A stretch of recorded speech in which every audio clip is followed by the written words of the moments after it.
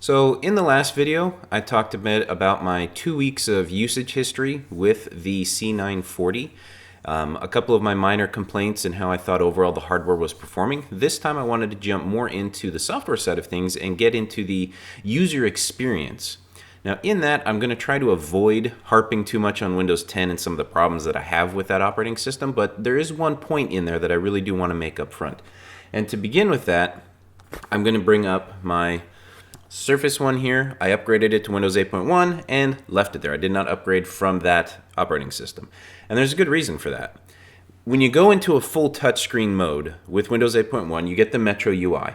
And in full touchscreen, that works really well. On a desktop or a laptop where you may be using a proper mouse and a proper keyboard, I'm going to totally admit this is a terrible operating system UI for that functionality. But when you go full touch, it works really well because you have a great large amount of icons that you can put out, scroll around with, do a lot of things. You can easily flip up, get to all your A to Z applications that are installed, swipe down from the top to close that out or sort anything like that, as well as a full-on search option. So you have a lot of different menu ways to get around.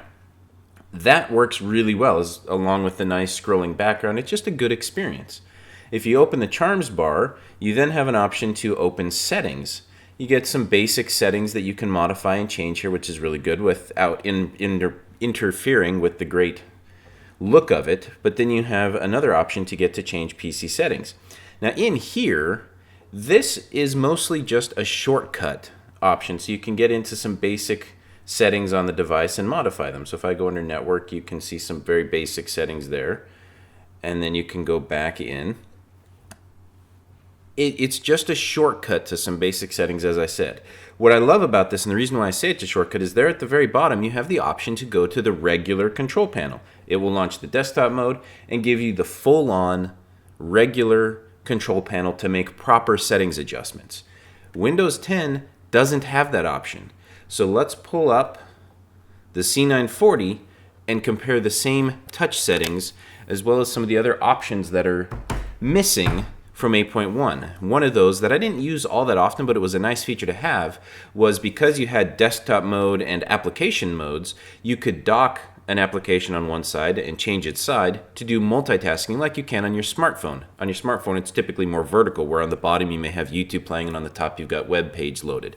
You could do that on the Surface Pro and have the desktop loaded on the side where you're browsing the internet or something in Chrome, or you're running an application normally, and then on the right you could have email or another web feed or another application or a game application launched. So you could be easily multitasking on two things, and in the touch system that worked really well, and that was a very good feature that's gone now. They do have multitasking, but I'll show you in just a second. Everything is based on a new desktop, and that gets very annoying when you're trying to bounce between different applications very quickly due to the limitations on it. Now, as a precursor to this, there are probably some settings that you can go into and modify and customize it, or other areas that you can change things. But if you don't easily and readily see all those functions up front, the average user is not going to go looking for them. A power user, yeah, sure, we will probably find a way to make it work. But this is the out-of-the-box experience, and that's where it's lacking. So let's take a look on the real device now. All right, so on the C940, when you boot it up, if you haven't taken away the awesome bloatware, every single time McAfee wants to come in and say, hey, guess what? You need to accept the risk or go extend your trial. I'm just using the trial because I'm doing a lot of videos and other things, and then I'll put something proper on there because I don't like McAfee. All right, so this is regular laptop mode. Standard taskbar. If I launch an application, it will open properly. Work like a normal application. Minimize it. You've got it down in the taskbar. If you fire up Steam, it will load normally and display things in the screen. Now, when you go to rotate the device into either tent or tablet mode, I have it set to give me a pop-up like that. That gives me the option to switch into tablet mode or not. So I'm going to say yes, take me into tablet mode. Let's minimize Steam. And I was first very excited because this is basically the Metro UI. I don't have a lot on here, just some of the default junk and then some added stuff that, again, I haven't really customized that much. But the downside is you lose your taskbar down here. So if you look, I no longer have any of those open applications. I launched Steam and I had Chrome running, and they're gone from my taskbar. I can hit the back arrow to go back to whatever I was running, But in order to get to it, I have to hit the desktop switcher, and then you can see there's a desktop with Chrome, and there's a desktop with Steam running. While this is okay and functional, it's extremely annoying if I'm here on Google. I don't have a way to simply switch between applications. I can't easily Alt-Tab. I can't simply come down here and click on the other application. That's really cheesy. And in Windows 8.1, I had the way to cycle between them much faster without having to go back and forth between these two options. So that's really disappointing. I think I accidentally loaded the wrong one. Oh, never mind. It's because my desktop is on. It's giving me all the options of what I can stream. So that I don't get it. So Steam's not even taking up the full desktop, and I still can't see the other application behind it because you have to switch over this way. That's just really terrible. Why would that be a functional application for a touch device?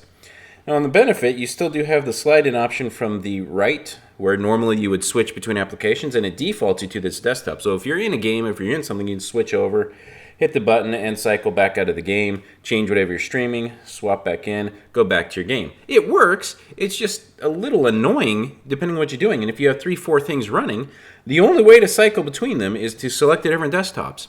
That's terrible. On the other side of that, if you do slide in from the right to get what would have been the charms bar, you do again have some basic settings options. But this is no longer a shortcut option.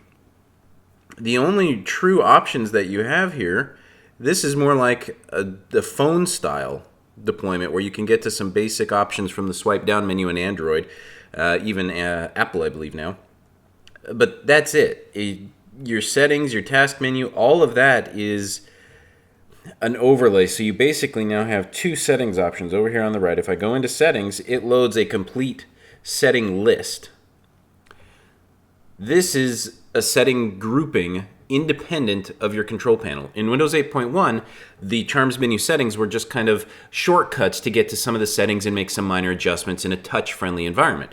This is touch-friendly. The problem is, these aren't shortcuts. You essentially have two separate settings menus. You have your regular control panel options, and then you have these shortcut ones. And it's extremely annoying and difficult to try and figure out which setting you need to change is in which menu. Is it the full-on back-end regular control panel, or is it this shortcut secondary menu? That is something I absolutely hate, and it really kills the experience and is not something I will ever be a fan of. But these tiles, this start menu, to me, this should have been much more functional. And if I hit Google Chrome again, typically what happens, totally new session. So if I go into my breakdown here, there's my original, there's my new. It doesn't even take me back to the active session I had. This is extremely annoying. This killed me a lot up front when I first switched to using this device, because in Windows 8.1 and my other usage with Windows 10, I never used tablet mode. I had no need to. I had my home theater PC and other settings, so I never needed it. But the first time I tried to use that, it really threw me for a loop because of how terrible that was. And you can see even the settings are in their own new desktop. Now you can still slide down from the top and close it. Again, they brought a lot of the great functionality over from Windows 8, but they really killed, to put it nicely, this switching of applications into everything being its own desktop. I just absolutely hate that. That kills me. So with that in mind, let's close out of the browser. Now, I do have Steam in-home streaming just because there's a couple of fun games that I like to play down on my home theater PC with my wife or friends or family.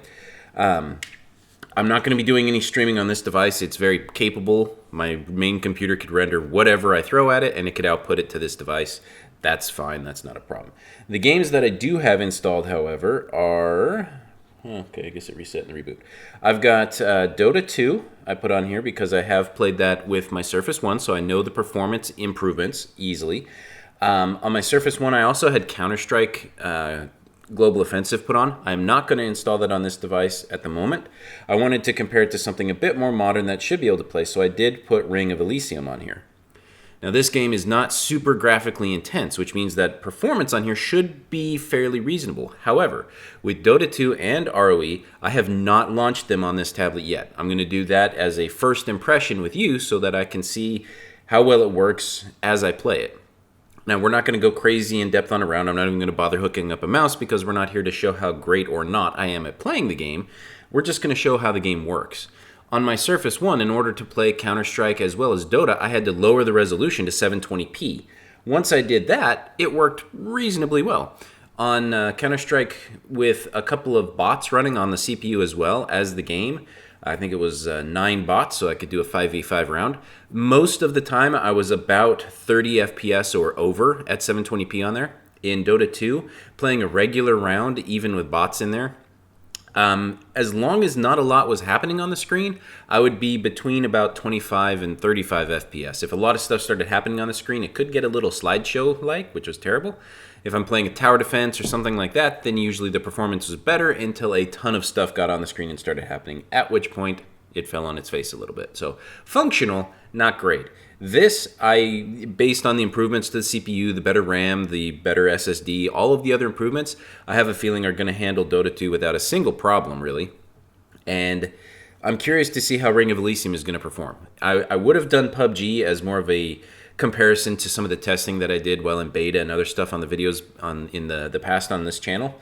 But Ring of Elysium is one that I know is more likely going to function properly because PUBG is not very well optimized. There's a lot more going on in it that it's trying to do, and Ring of Elysium just handles the performance a little better. So with that said, I'm going to let it get a little darker. I'm going to sync the camera up with the screen. We're going to jump in and take a look at how the unit performs on that. And after which, we'll talk a little bit about the fan noise and the temperatures. I do have, got to give me a minute to remember where everything is. I do have the same CPU ID hardware monitor on here, so just sitting idle, we're not doing anything major. The only downside with tablet mode regarding fans before we jump into the gaming is the main vents are now squished between the monitor, so the heat is venting from the keyboard up into the back of the monitor. Now, typically if you're doing a lot of tablet stuff, it does not get that hot, so it's not a massive concern, but it does project some of that heat up because this is the main cooling section where all that air comes out. And a lot of the heat builds up back here where the central stuff is, where probably all the heat pipes are pulling everything towards the cooling system or the two fans on the side, whatever the case may be. But with that in mind, we'll take a look at some of the temps. Now, in recording the gaming and all of this, I'm not going to do any screen capture because I don't want to impact the resources on the device at all. So I'll just set my camera up, we'll let the sun go down a little bit, and then we'll capture it directly off the screen as we go in and play, and then we'll talk about how everything looked and performed after the fact. The fans will ramp up. They do get kind of loud the more options the more things you try to run on the device, but on the whole, I have not yet found them to be annoying. If you are somebody who really cares about silence, then yes, I can understand that you probably are not going to be super happy with some of the fan noise. And before we finish, after we do the gaming, I'll talk about the actual Lenovo software on here that is kind of restrictive, where before you had a lot more options. So let's jump into the gaming, and then we'll come back and talk about the Lenovo software and do some final thoughts. So as the text on the screen says, I'm zoomed in on my camera on the pixels on the screen, so you're going to see the pixels very noticeably, whereas normally you wouldn't. Likewise, I'm using my DSLR. There is no autofocus, so I have to manually go in and make some adjustments. So you'll hear some of that noise as I'm keeping the camera microphone active, so you can hear the fan as it came into the camera in more real time, and it's synced to sound kind of like it normally would. So now we can see the idle temperatures, kind of the baseline.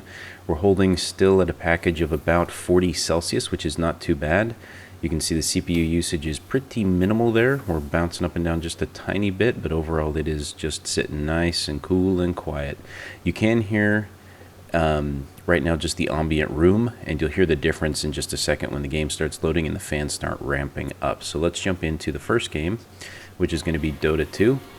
You can hear the game audio in the background. I kept that up just so you'd have, again, the frame of reference of what you would hear against the background noise. I know it's not the best, but again, you'll listen for when I mute it to what it sounds like in the background. As far as settings go, I'm running just the basic settings with one slide forward. I didn't go through and customize any of it. I wanted to see what the game's default went to, and so I just went to the basic settings and bumped the slider up one to see what it would do. I'm running 1080p in DX9.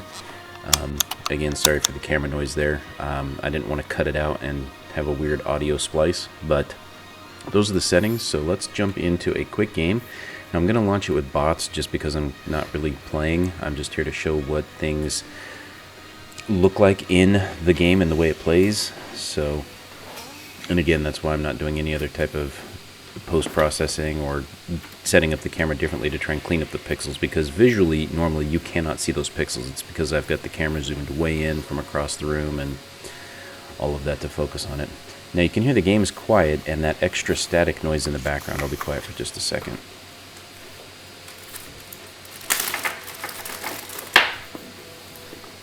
Okay, so that hiss in the background, other than me trying to reach around the tripod and the camera to use the game, but you can hear the hiss of the fans running a lot more now versus the idle a moment ago. They have definitely jumped up a little bit. Now, again, if the game is running and you've got the audio turned up, it's not the end of the world. If you have the computer on a desktop, you will hear it more, and this is something I'll touch back on in a moment. Towards the end of this, with the way the intakes are set up. Overall, so far though, with Dota 2, the animations are smooth. We're definitely running over 30 FPS. There's no issues there. That's just the bots coming into the game. You can see how smooth the effects are. Everything looks good. There's no slowdown. There's no problems. It looks like there's a little bit of screen delay or refresh rate issues, simply due to potentially the camera recording the screen. Everything should be synced, so you shouldn't be seeing too much of that, but again, there's a lot of different reasons that can happen. Visually, when I was looking at it, I could see a little bit, but my eyes are pretty sensitive. It really wasn't that distracting. It's just the way things were working out at the time. So now that the game's running, you can see our temperatures are in the low 80s. Right now we're spiking a little bit. We're low 80s. You can see how much headroom the CPU has. We're really not using it. So graphically, I should have more room to bump the pretties up a little bit to add some effects back in, increase shadows, increase a number of things. But ultimately, having the smoother frame rate in a game like this matters more to me, and not pegging the poor CPU and GPU to run really hot. So the game's going to kick off here. We'll get a couple bots in. Overall, though, I'm very impressed with how Dota 2 is handling this. You can see here's a bit of a fight going on. Maybe when there's a lot more activity going on from other players with multiple ultimates and abilities going off, but you can see Junk, can't even remember his name, the dragon bot spit his fire and ice, and it didn't really cause any problems. There was no delay, there was no stuttering, not a problem at all. So the upgraded CPU and the much better iGPU that Intel has on this is definitely making a pretty dang good difference. So I'm very pleased with Dota 2. Now in the background you can kind of hear it. The fans seem to be putting out a little bit more of a whine, and that's pretty distracting at this point as the temperatures get a bit higher and there's some heat soak. So now I'm in Ring of Elysium. My original attempt at getting on a server took a long time, so I was bouncing between European and US. Overall, the settings are again kind of on the lower range. Right now I'm running at 768. I do end up dropping that down to 720 to recoup some frame rate and drive just a fewer number of pixels overall. This one runs kind of like Counter-Strike Source or Counter-Strike Go did on my Surface 1, which is very playable. It's very functional, but needs a bit of tweaking to get things fine-tuned. And you can see here I've got most things set on kind of the medium-high range. If I drop some of those down to medium, it will definitely improve the overall quality, and things will operate much better. So let's go ahead and jump into a round here. And once I adjust the camera here in just a second, we'll look at these temps. There you go. Now you can see the difference in game type and temperature. Now we're just in the menus, but you can see how much more is going on with this game, that the CPU cores are a little more utilized, and you can see the temperatures now that there's some heat soak in the package is upwards of 90 to 100 Celsius. We're averaging around 98 overall. So temps are still within spec. There's not a major concern on the temperatures, but they are running a lot higher. And I'll be quiet for the remainder of this for a moment now that I've muted it, and you can hear the whine and the fan noise.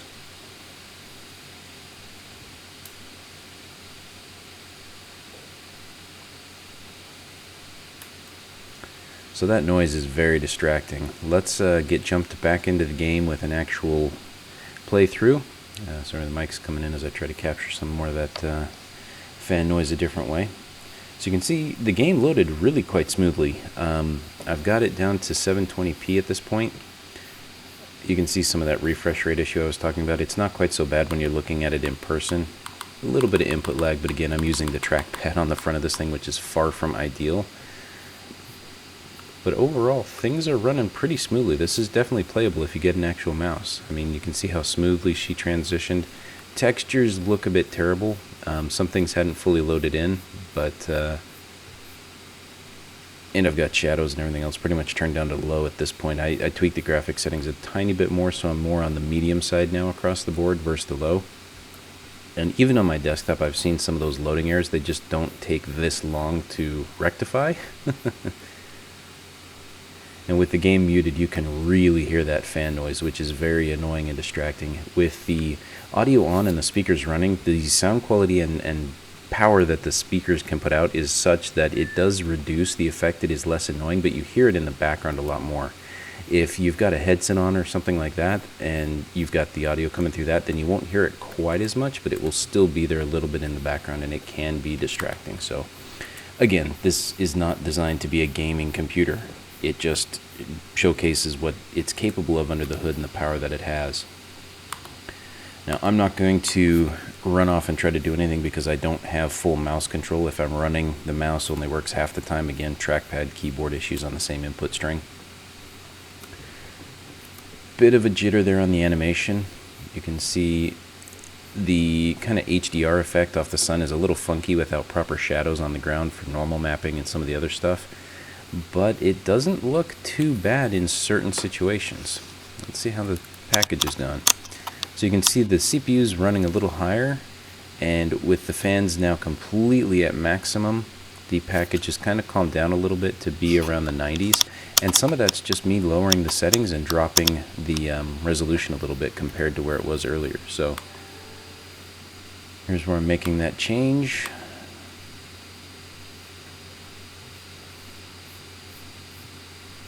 Alright, let's drop those. Yep, there we go.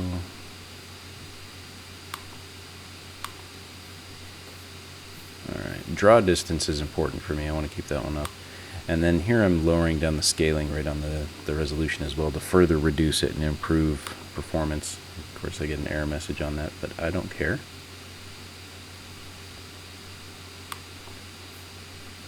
Alright, so overall this did make an impact on the back end, but as far as what I was seeing, it got just a little bit smoother, but overall nothing drastic changed. So again, game does have to be dropped in resolution, and it looks a little worse now because you're seeing the pixels with such bright light coming out of it. You're really highlighted the individual pixels on the screen, which again normally you cannot see. My camera's just pulled far enough back and zoomed all the way in that you can really see those pixels individually this way.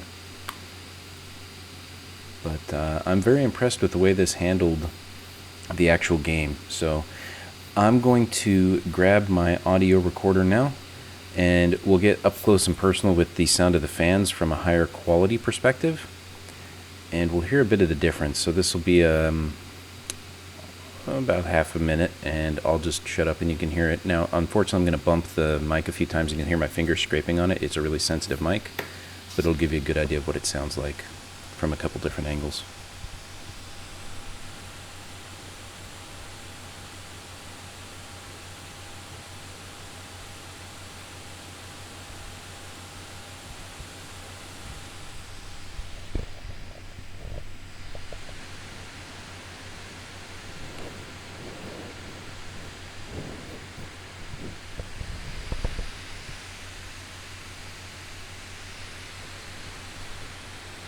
Alright, so some of the sound that you're hearing of like wind rushing past is the windsock kind of moving across the table. Other portions is some of the air being pulled past the mics on there. Now I'm going to pull out and let's look at the keyboard and the setup itself. Kind of idle. You can see the image looks a lot better.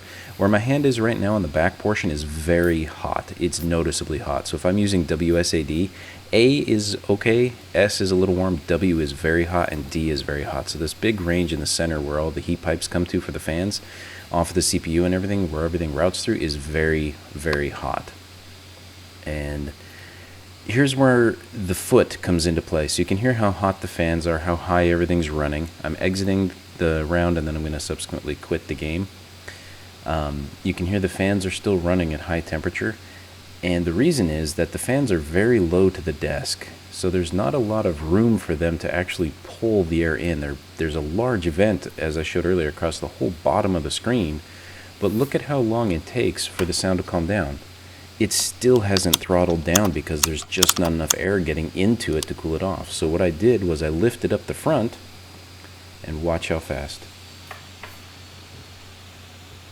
Just like that, the jet engine calms right down. And that's what I'm talking about with that rear foot. Not only does it keep it from scraping when you tip the laptop up like that, because that was scraping the back, but it would allow better air circulation to those intake fans that are sucking that air in there. And it really made a drastic difference to the cooling. Now, this is not a game changer. This is nothing that broke. The system was still performing well within spec. It's just that it could run a lot better with a little bit of adjustment to the feet that gives better airflow to it. So I'm very pleased with the gaming performance overall. All right, so the Lenovo software that I was talking about is down here. It's this battery icon. When you click it, it gives you some basic statistics. When I first got the unit, this was a completely different version, and I preferred that version immensely to this one.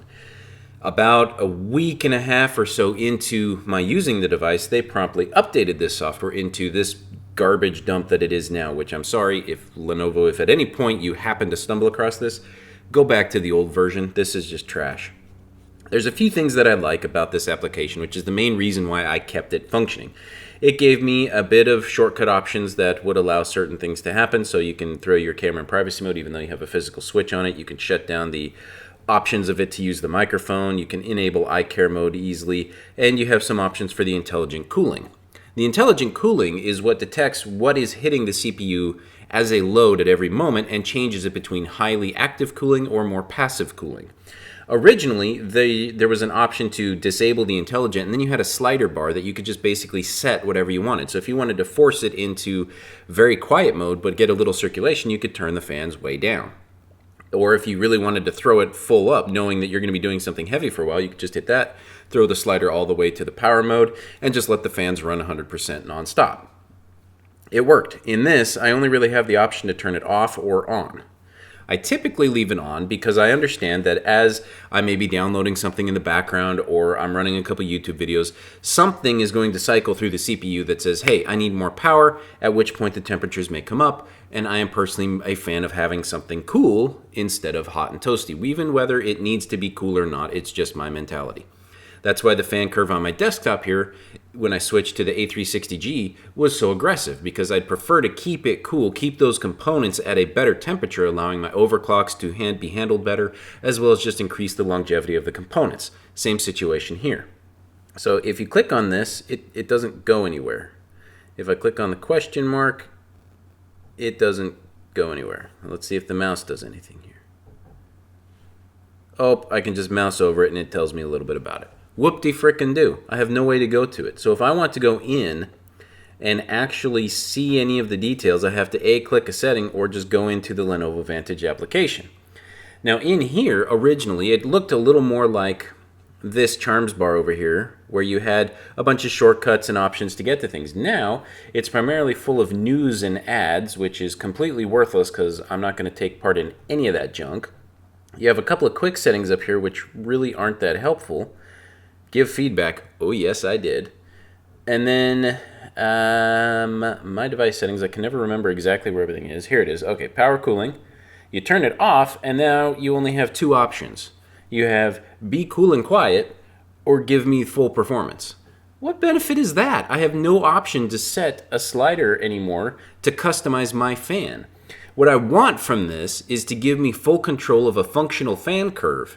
Do whatever you want during boot up, but once you're in Windows and this software loads, apply my personal fan curve. That way I can say, hey, when the temperatures hit this level, start ramping up that fan to this percentage, this percentage, this percentage. That way I can say, you know what? If you're using about 30% of the CPU, not a lot of heat, let's not ramp that fan up. But if we start hitting 40, 50%, let's start bringing that fan into play here a little more, and a little more, and a little more until we hit the right area. If you prefer it to be a lot more quiet, then you can go with the passive cooling option and aggressively kick that fan on when you get much higher to the top. That is what they need to do here, not this stupid on-off. This is great for average Joe Blow who doesn't know anything. Leave it at the default, which is enabled, and the system will figure it out. But what I've noticed, and in conjunction with everybody's comments complaining about the fan noise in here, is this software just basically seems to be looking at CPU usage. So if the CPU usage kicks above a certain level and is sustained for a couple of seconds, whoop, up come the fans. As soon as they get the usage down and the temperatures back within a threshold, the fans slowly go and power down like that. And it's kind of like, holy cow, annoying if you don't have anything playing in the background. Now, if you're just watching YouTube or something basic like that, then the noise isn't that drastic. You'll hear it come on, but it's more like just some background noise. It's not that annoying. But if it's quiet, it definitely, I can see how people would get annoyed by that sound up and on, and all of that. It would really be kind of annoying to have to deal with that. So I get it on that front, and I agree 100%. Regular usage, though, it has not bothered me at all. What I am bothered with is the fact that they upgraded their software, making it worse, and have yet to give us a proper fan curve. So anywhere in their system that this software is installed, my feedback to them was give us a damn fan curve against this. If you want to let us turn it off and say performance, medium, cool and quiet, or custom, perfect. In custom, I pick my temperature range, I pick my fan percentage, hit apply, you use that. Even if I have to reset it when you update, I can live with that minor issue. But this software is really annoying now, whereas before it was quite functional, useful, and user-friendly. Now it's all based on these ads, and it's this big full-screen system that I don't like. It really annoys me that it went that way. The other setting that I have on in here, if I can find it, battery details, I think. Nope, I don't have it. Okay, so in the battery, one of the setting options that they have here, see, I can't even remember how to close out of things. Battery settings. So I have conservation mode. Now I mentioned this in the second video that I run it a lot in conservation mode. And that goes in conjunction down here with the battery. You can see a lot of times by default the battery is going to come up. I will usually run that all the way down into power mode because if I'm just watching YouTube videos, it doesn't take a lot of CPU power to play back a video. So I usually leave this device in power mode in conjunction with conservation mode. Now conservation mode basically limits the upper 40% of the battery. So when you go to charge it, it will hit 60% and stop. Now if you're not really familiar with it, lithium ions and lithium polymer style batteries, they don't mind being charged. And like a lot of batteries, leaving them fully charged can damage them. But the main function here is that when a battery is empty, there's all this space for the charger to shove that power into. But as the battery gets more full and more full, there's less space. So it's trying to shove power in there and kind of cram it into the back of the room, like stuffing 40 clowns into a Volkswagen Beetle. It's great and fast up front, but when you hit a certain point, it takes time for the people to cram themselves in. That's why you get fast charging up to, say, 60, 70, 80%. After that, it slows way down because it has to find space to stick the power within the battery as it becomes more and more full. And then it has to balance the load between the different cells within the battery. Doing that and cramming it all the way full is what eventually can impact the ability for that battery to maintain a solid charge. So keeping it in about the 80% range is usually better for the longevity of a battery. In this, they limit it to 60%, which does take a lot of the overhead off of your battery. But as you saw here, right now, I just changed it, and I did that for a reason. Let me pull this back up, see if you can see it.